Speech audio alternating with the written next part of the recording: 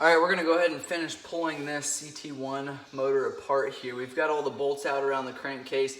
There's a handful of Phillips bolts. We got this cap off here. You're gonna wanna remove that now rather than wait, because it'll just make it easier, and I'll show you why here in a little bit. So go ahead and remove this snap ring. And then this is actually two pieces here. And this would hold it in if you didn't remove that. So those are off. Your clutch rod is right here. Camshaft sprocket was here. Stator and flywheel are there. Now the next thing you want to do is grab a rubber mallet here, and you can tap a couple different places. If you want to tap on these, you can. It is, and you can also tap back here. You want to make sure that you're not going to tap an area that's going to break off.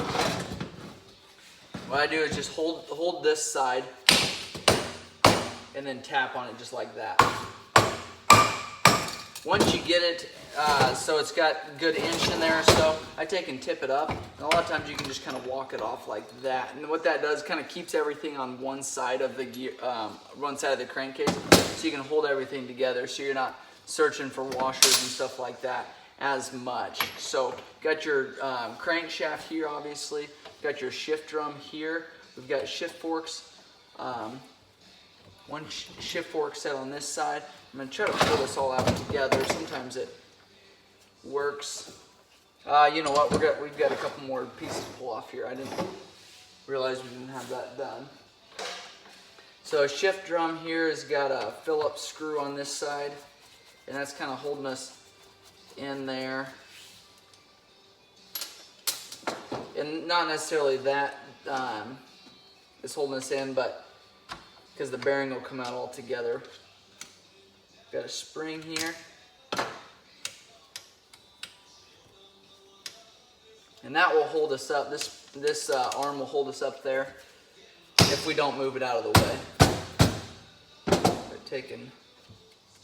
I'll move it there.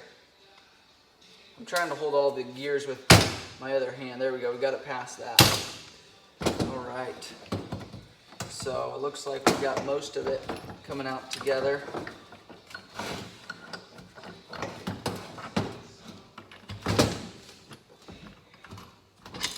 All right. We've got your shift drum on this hand here. Got your shift fork. One set of shift forks there, and we've got your shaft there with gears. Another set of another shift fork there, and then this shift drum actually has these pins that run through there, so you want to make sure those get put back into place.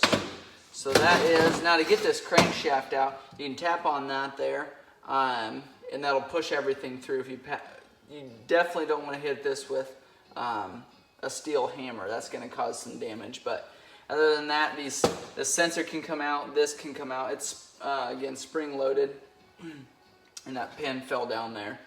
So that is splitting the crank case on a Yamaha CT175.